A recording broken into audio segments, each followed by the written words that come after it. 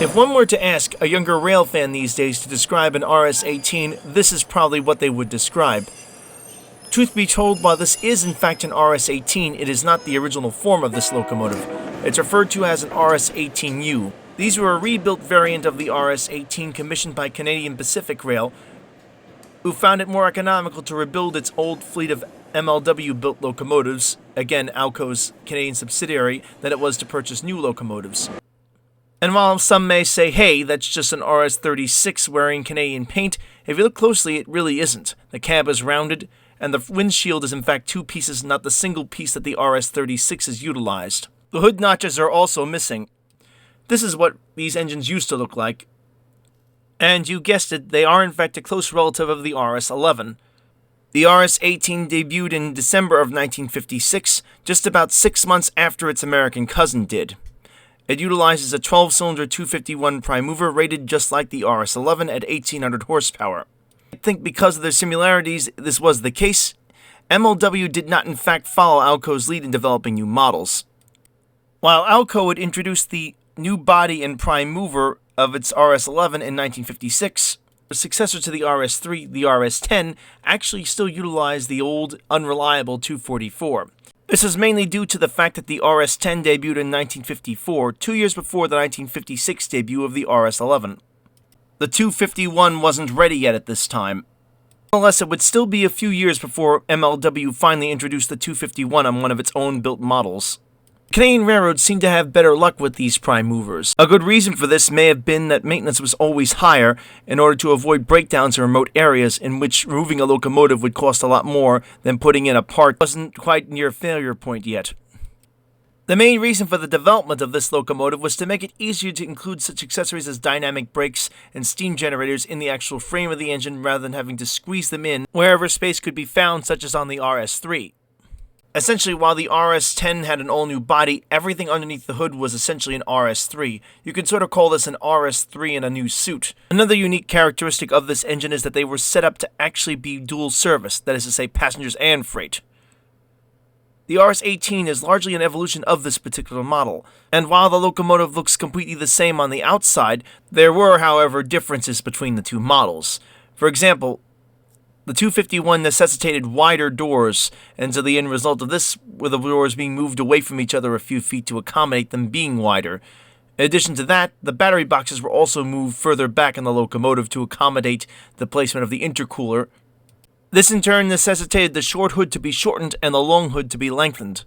Again, while the 244s were more successful over in Canada thanks to higher maintenance, as of course it's always a better idea to have your locomotive not break down by putting a part that hasn't quite failed yet in it, rather than having it fail in a remote section of the railroad that would cost more to recover the engine than to actually spend the extra money to begin with on the part. The enhanced reliability of the 251 versus the 244 was still greatly appreciated, as well as the additional horsepower of about 200 more than the 1600 244 could produce. The locomotive we've been viewing above is an alumnus of the Roberval and Saguenay Railroad in Western Canada.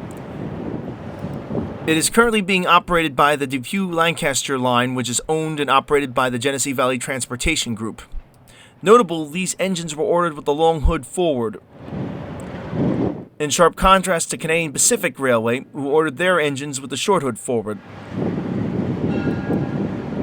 Canadian National was by far the largest purchaser of this particular model, buying a total of 225 units, as opposed to Canadian Pacific, who only purchased 72 units.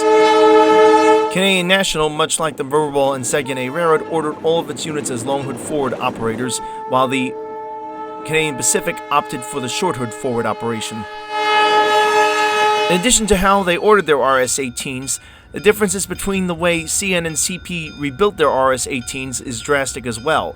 For example, CP Rail went the more radical option of actually chopping the noses, doing electrical upgrades, and rebuilding the 12-cylinder 251 prime movers, and essentially rebuilding them as almost brand new locomotives, while CN took the lighter end option.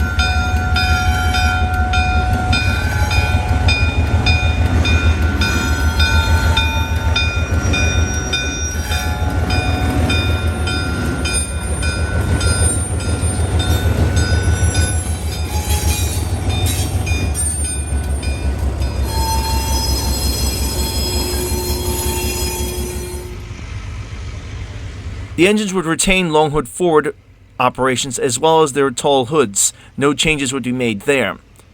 And not only would the company fail to upgrade these engines electrically, they would actually downgrade them. In fact, total horsepower was downgraded to 1,400 horsepower. But there was actually a good reason for that. CN had a different vision for these particular locomotives, specifically that of replacing its aging fleet of RSC-13s and RSC-24s. These two classes of six-axle locomotives were designed specifically to serve not-so-well-maintained branch lines where the six axles would spread the locomotive's weight more effectively. This would also help preserve the longevity of the extremely light rails used on these branch lines. In the case of the RSC-13s, which were essentially RS-1s on A1A trucks with 539 prime movers, these aging 539T propelled locomotives began to show signs that they were pretty much at the end of their lives, as the 539s began to fail more rapidly and parts availability for this aging prime mover were ever harder to come by as they had been long out of production. The RSC-24s were arguably in worse shape as they were built as a mechanic special for CN to get a cheap locomotive. While the bodies were new, the locomotives essentially inherited hand-me-down prime movers and electronics, specifically the 12-cylinder models from FPA-2s that were being upgraded by MLW to FPA-4s, with new 12-cylinder 251 1,800 horsepower prime movers and supporting electronics. And needless to say, all the stress of pulling passenger trains at high speeds did the 244s, which were already unreliable, no favors. These engines, needless to say, needed to be replaced quickly as well. CN, not wanting to spend a ton of money on the project, simply took the RS-18s, which had been recently retired from mainline service, did a minor overhaul, degraded their horsepower, and then placed the trucks from these retired locomotives underneath the RS-18s. The new locomotive is technically known as an RSC-14. The issue being, of course, that they were not actually built by Alco or MLW. Rather, this was an in-house job that the CN did directly in order to get a cheap sort of secondary or even third-in-the-line power to handle these less maintained branches. Another example of an RS-18 rebuild program could be found on BC Rail, the successor to the Pacific Great Eastern in Canada, operating mainly in Western Canada. It found itself in the early 90s in need of more power for its line and looked to several rebuild programs. Eventually, a newly established company by CN called Terra Transportation went out to build these particular locomotives. The company was established to operate CN's less profitable lines. Unit 3716, similar to that we see above, was selected for the rebuild as it was already out of service and inoperative. The unit received a much more reliable and more powerful 251F prime mover, as well as, in the style of CP's rebuilds, a low short hood to improve visibility in the cab. Also, the mechanically driven fan system was replaced with an electric system, the same type utilized on the M420s. In addition, an alternator was shoehorned into the cab to help provide electricity, apparently for use on work trains and/or short passenger specials. This caused the locomotive to be modified to shoehorn this in place, pushing the cold air intakes up further in the body. These later rebuilds of the RS-18s look very similar to CP's rebuilds that had occurred in the mid-80s. The most notable difference is that the number boards remain on the short hood of the locomotive, not on top of the actual windshield assemblies, and a single large headlight is in the middle of the actual windshield assemblies where the number boards would have been. Due to the project's extreme success and the fact that the Canadian economy was igniting, coupled on with high prices for leased locomotives in the US, by this point in the late 90s, CN would rebuild a few more of these locomotives for its own usage as it was so desperate for power at this point in time. Unlike previous rebuilds by CN, these particular locomotives were meant to go everywhere and essentially brand new from the ground up. Unfortunately, they wouldn't last in service long, as CN would quickly acquire new locomotives to replace its aging fleet. And now we get to somewhat of a gray area of this locomotive's history. There were several of these locomotives manufactured by export by MLW, some of them marketed as RS-18s, others as RS-11s. In the case of the units, they utilized the notches on the noses, but were technically RS-18s as they used similar electronics. This is a bit of contention at this point on the history of this locomotive, and I've never been able to find clear information as to which type of locomotive this was. But considering the fact that one of the major reasons for MLW's existence and acquisition by Alco was to produce engines for countries in which the United States had prohibitions and/or bans against exporting locomotives to, and/or major tax issues applied, it makes perfect sense that they would produce RS-11s in Canada for exportation purposes. The RS-18 was most definitely a success, despite only selling 351 locomotives, based upon how long the engine lasted in service and how reliable it was through all of its different variations. Now, one might think at this point in time, somewhere in the mid-90s to mid-2000s, that the locomotive, as it was being retired and or dumped from the fleets of many of the main Canadian railways, such as Canadian Pacific and Canadian National, with the exception of some more recent rebuilds, finally had reached the end of its lifespan.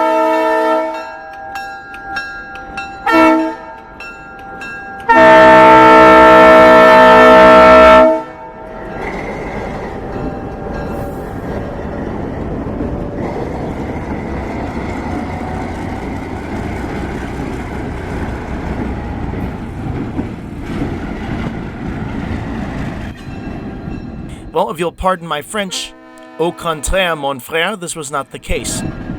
You thought I was going to say something dirty, didn't you? At any rate, the short-line railroads in the U.S. were also experiencing a need for more power.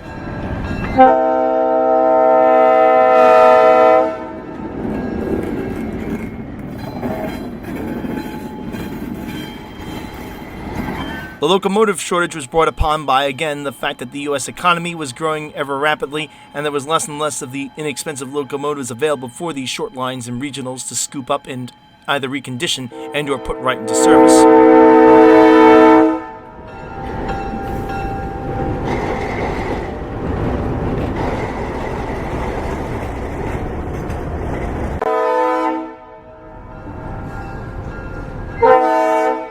The locomotive shortage was brought upon by, again, the fact that the U.S. economy was growing ever rapidly, and there was less and less of the inexpensive locomotives available for these short lines and regionals to scoop up and either recondition and or put right into service.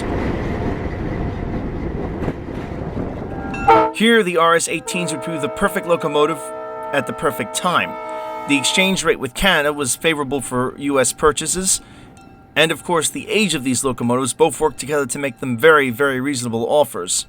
Many railroads, including the Minnesota Commercial, the Ontario Southland, the Owego-Hartford Railway, located in upstate New York, which has recently switched to U-23Bs,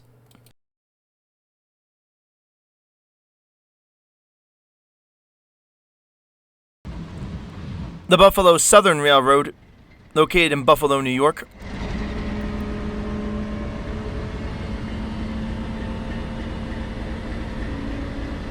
this one will be wild.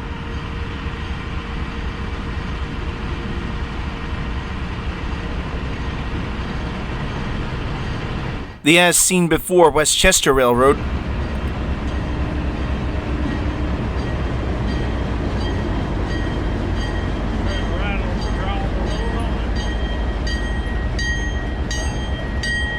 as well as the Adirondack Railway, a tourist line that acquired one of these engines to help pull its trains. The Adirondack Scenic Railroad, or Adirondack Railway as it's known now, operates in and around Lake Placid, New York.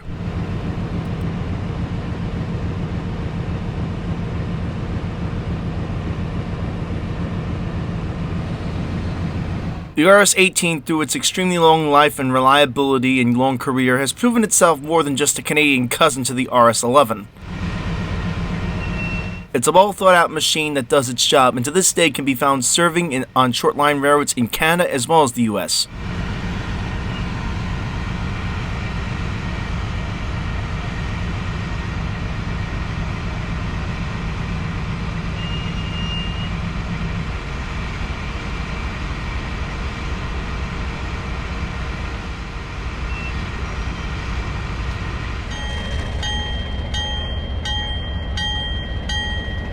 And that's going to about do it for this video. I had a really good time making this particular video and finding how interesting the history of the RS-18 was. As much as I thought I knew this locomotive's history when I started this video, I quickly learned that I had a lot to learn.